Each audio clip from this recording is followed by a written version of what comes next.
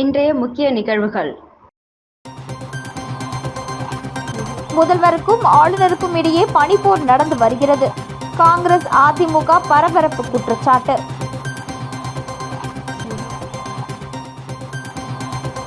தேசிய கொடியை ஏந்தி 100க்கும் மேற்பட்ட காங்கிரசார் பேரணி. இந்திய ராணுவத்திற்கு மரியாதை.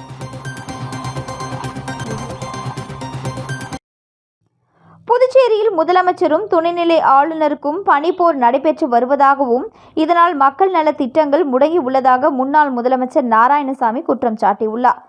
புதுச்சேரியில் செய்தியாளர்களை சந்தித்த முன்னாள் முதலமைச்சர் நாராயணசாமி, புதுச்சேரியில் கடந்த சில தினங்களுக்கு முன்பு போலி மதுபானம் தயாரித்ததாக புதுச்சேரி அமைச்சருக்கு சொந்தமான இடத்தில் தமிழக கலால் துறையினர் சோதனை நடத்தி அங்கிருந்து போலி மதுபானம் தயாரிக்க பயன்படுத்திய பொருட்களையும் பறிமுதல் செய்தனர்.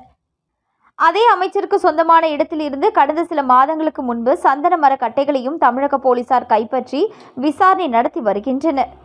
இதுபோன்று ஒரு அமைச்சருக்கு சொந்தமான இடத்தில் இருந்து சந்தன மர கட்டைகள் மற்றும் போலி மதுபானம் என தமிழக போலீசாரும் அதிகாரிகளுக்கும் கைப்பற்றி வரும் நிலையில் புதுச்சேரி போலீசாருக்கு இதெல்லாம் எப்படி தெரியாமல் இருந்துள்ளது என கேள்வி எழுப்பினார்.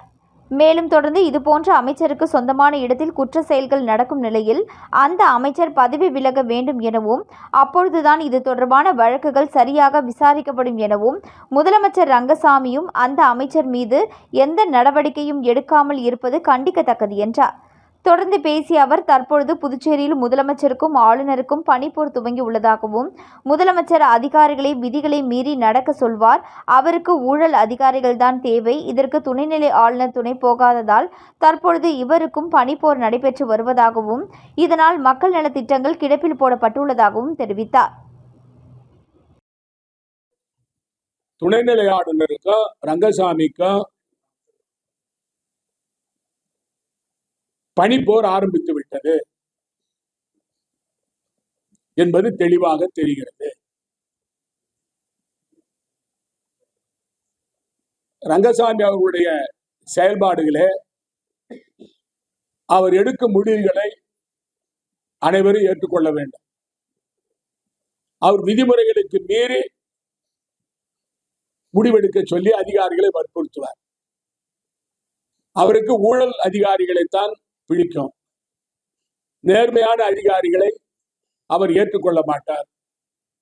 விதிமுறைகளுக்கு உட்பட்டு திரு ரங்கசாமி அவர்கள் கோப்பை அனுப்பினால் எந்த அதிகாரியும் கையெழுத்து போடுவார், தலைமைச் செயலாளர் கையெழுத்து போடுவார், துணைநிலை ஆளுநர் கையெழுத்து போடுவார். ஆனால் நீங்கள் ஊழல் செய்துவிட்டு கோப்புகளை அனுப்பி அது கையெழுத்து கேட்டால் அதிகாரிகள் மாட்டிக்கொள்வார்கள். அவர்கள் கண்டிப்பாக கையெழுத்து போட மாட்டார்கள். துணைநிலை ஆளுநரும் அதற்கு துணை போக மாட்டார். இந்திய வீரர்களுக்கு மரியாதை செலுத்தும் வகையில் புதுச்சேரி காங்கிரஸ் கட்சி சார்பில் நடைபெற்ற ஜெய்ஹிந்த் யாத்திரையில் 100க்கும் மேற்பட்ட காங்கிரஸ் நிர்வாகிகள் தேசிய கொடியுடன் பேரணியாக சென்றனர். இந்தியா பாகிஸ்தான் போரின் பொழுது இந்திய ராணுவத்தின் வீரத்தையும் தன்னலமற்ற சேவையையும் போற்றும் வண்ணமாகவும் ராணுவ வீரர்களுக்கு ஆதரவாகவும் புதுச்சேரி காங்கிரஸ் சார்பில் ஜெய்ஹிந்த் யாத்ரா நடைபெற்றது. அண்ணா சிலை அருகே தொடங்கிய ஜெய்ஹிந்த் யாத்திரை அண்ணா சாலை, நேரு வீதி, மிஷின் வீதி வழியாக புதுச்சேரி சட்டமன்றம் வரை நடைபெற்றது. ஜெய்ஹிந்த் யாத்ராவில் கலந்து கொண்ட காங்கிரஸ் தொண்டர்கள் தேசிய கொடியை ஏந்தியவாறு ஜெய்ஹிந்த் என்று முழக்கமிட்டுவாறு சென்றனர். இதில் முன்னாள் முதலமைச்சர் நாராயணசாமி, பாராளுமன்ற உறுப்பினரும் மாநில காங்கிரஸ் தலைவருமான வைத்தியலிங்கம், சட்டமன்ற உறுப்பினர் வைத்தியநாதன் மற்றும் முன்னாள் அமைச்சர்கள், சட்டமன்ற உறுப்பினர்கள் பங்கேற்றனர். ராணுவ வீரர்களுக்கு வீர வணக்கம் என வீர முழக்கமிட்டு வீர வணக்கம் செலுத்தும் வகையில் கோஷங்களையும் எழுப்பினர்.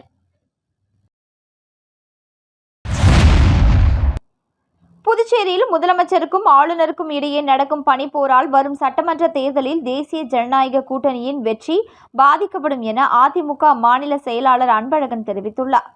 புதுச்சேரி அதிமுக அலுவலகத்தில் செய்தியாளர்களை சந்தித்த மாநில செயலாளர் அன்பழகன், புதுச்சேரியின் துணைநிலை ஆளுநராக கைலாஷ்நாதன் பதவியேற்றதில் இருந்து முதலமைச்சர் ரங்கசாமி அறிவித்த பல்வேறு மக்கள் திட்டங்கள் உடனுக்குடன் நிறைவேற்றப்படுத்தப்பட்டுள்ளன.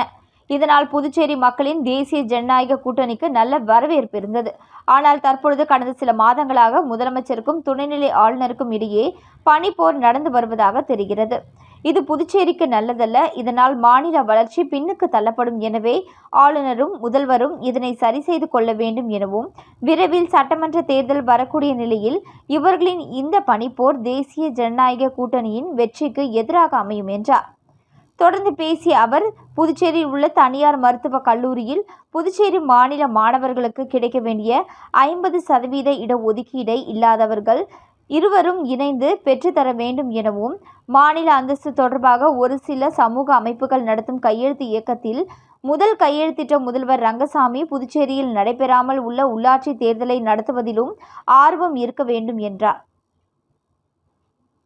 எதிர்வரும் சட்டமன்ற தேர்தல் நடக்க இருக்கும். இன்னும் ஒரு 10 மாத காலமே இருக்கக்கூடிய சூழ்நிலையில் தேசிய ஜனநாயக கூட்டணியில் துணைநிலை ஆளுநருக்கும் முதல்வருக்கும் உருவாக்கப்பட்டுள்ள பனிப்போர் என்பது வரும் சட்டமன்ற தேர்தலில் தேசிய ஜனநாயக கூட்டணியினுடைய வெற்றிக்கு எதிராக அமையும் என்பதை இந்த நேரத்தில் நான் தெரிவித்துக் கொள்கிறேன். ஊசுடு தொகுதி ராமநாதபுரம் பகுதியில் உள்ள கோகிலாம்பாள் நகர் மற்றும் ஸ்ரீனிவாசன் நகருக்கு கருங்கல் சாலை அமைக்கும் பணிக்கு அமைச்சர் சாய்ஜே சரவணகுமார் பூமி பூஜை செய்து பணியினை தொடங்கி வைத்தார்.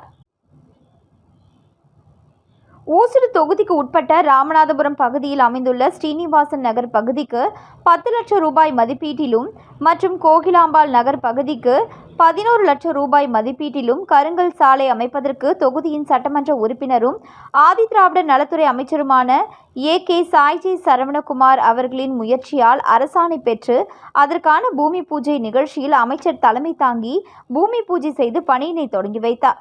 இந்நிகழ்ச்சியில் வில்லியனூர் கொம்யூனியன் பஞ்சாயத்து இளநிலை பொறியாளர் பிரதீப்குமார், ஊசுடு பாஜக ஒருங்கிணைப்பாளர் சாய் தியாகராஜன், தொகுதி தலைவர் முத்தாலு முரளி, ஊர் முக்கியஸ்தர்கள் பாமக ரமேஷ், சீதாராமன், முருகன், சுந்தரமூர்த்தி, தில்லானா, கட்சி கிளை தலைவர் பந்தல், சாலை மற்றும் குடிநீர் பொறுப்பாளர் கருணாகரன் உட்பட ஏராளமானோர் கலந்து கொண்டனர்.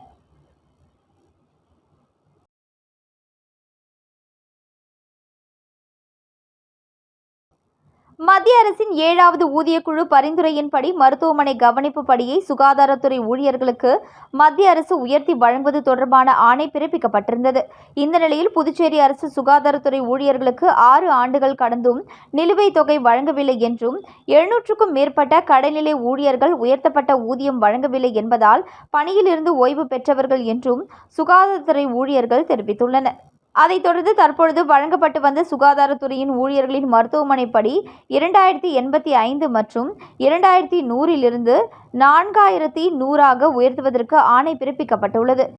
மேலும் 6 வருட காலத்திற்கு வழங்க வேண்டிய நிலுவைத் தொகை வழங்க வேண்டும் மற்றும் நிர்வாகிகளின் போக்கை கண்டித்து ஓய்வு பெற்ற சுகாதாரத்துறை ஊழியர்கள் சார்பில் போராட்டம் நடைபெற்றது. இந்த போராட்டமானது புதுச்சேரி மிஷன் வீதியில் உள்ள சம்பா கோவிலில் இருந்து மத்திய அரசின் ஆணையை ஏந்தியபடி புதுச்சேரி சட்டமன்றம் நோக்கி ஊர்வலமாக புறப்பட்டனர்.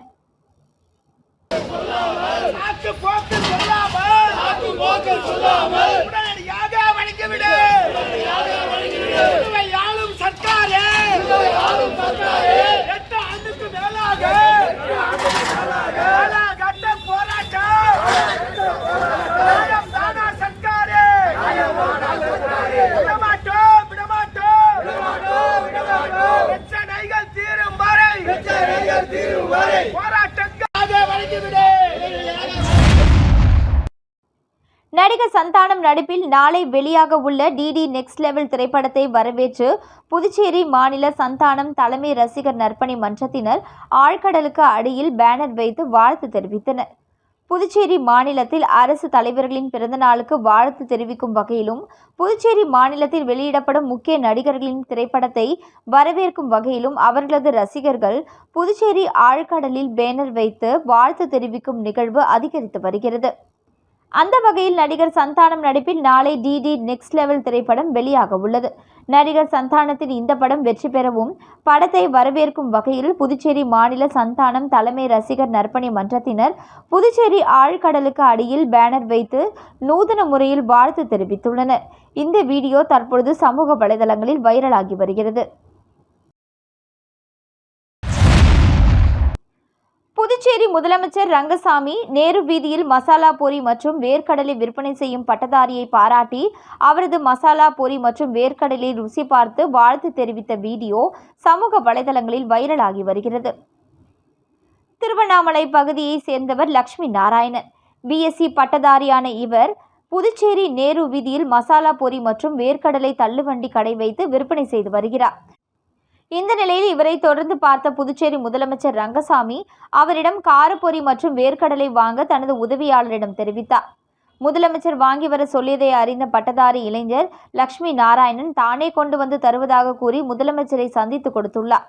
அப்பொழுது முதலமைச்சர் தினந்தோறும் எவ்வளவு லாபம் வருகிறது என்று கேட்ட நிலையில் 500 ரூபாய் வரை வருவதாக அவர் பதிலளித்தார். மேலும் தொழிலை மேலும் உயர வேண்டும் என முதலமைச்சர் ரங்கசாமி அறிவுறுத்திய நிலையில் அவரது காலில் விழுந்த பட்டதாரி இளைஞர் ஆசிர்வாதம் பெற்று செல்லும் வீடியோ தற்பொழுது சமூக வலைதளங்களில் வைரலாக பரவி வருகிறது. மங்களம் தொகுதி சமூக சேவகர் PRT பிரபு அமைச்சர் நமச்சிவாயம் முன்னிலையில் பாஜகவில் இணைத்துக் கொள்ளும் நிகழ்வு மற்றும் பொதுமக்களுக்கு நீர்மோர் பந்தல் திறப்பு நிகழ்வு நடைபெற்றது. கோட்டைமேடு 4 முனை சந்திப்பில் மங்களம் தொகுதி சமூக சேவகர் PRT பிரபு இன்று அமைச்சர் நமச்சிவாயம் முன்னிலையில் பாஜகவில் தன்னை இணைத்துக் கொண்டார். தொடர்ந்து பிரபு ஏற்பாட்டில் நீர்மோர் பந்தலை அமைச்சர் நமச்சிவாயம் திறந்து வைத்து பொதுமக்களுக்கு பழங்கள் நீர்மோரினை வழங்கினார். இந்நிகழ்ச்சியில் பாஜக மாவட்ட தலைவர் ஓம் அனிதா, மங்களம் பாஜக தொகுதி தலைவர் சபரி, பாஜக மூத்த நிர்வாகிகள் பெருமாள், கார்த்திகேயன், விஜயலட்சுமி, ஞானசேகர், குணசேகரன், கணேஷ், வெங்கட், அழகுவேல், ஏழுமலை, கந்தன், தீனா, நேதாஜி, உபேஷ், பரத், வினோத், ரகு, வசந்த், அருண், அரவிந்த், விஜி உட்பட பாஜக பிரமுகர்கள் தொண்டர்கள் பலர் கலந்து கொண்டனர். மீண்டும் இன்றைய முக்கிய நிகழ்வுகள். முதல்வருக்கும் ஆளுநருக்கும் இடையே பனிப்போர் நடந்து வருகிறது. காங்கிரஸ் அதிமுக பரபரப்பு குற்றச்சாட்டு.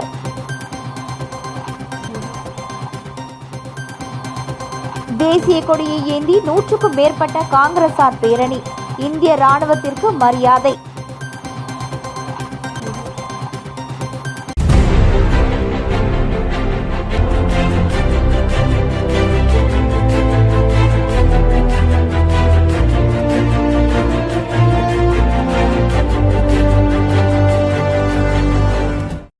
செய்திகளை உடனுக்குடன் தெரிந்து கொள்ள ஆஸ்கார் யூடியூப் சேனலை சப்ஸ்கிரைப் செய்யவும்.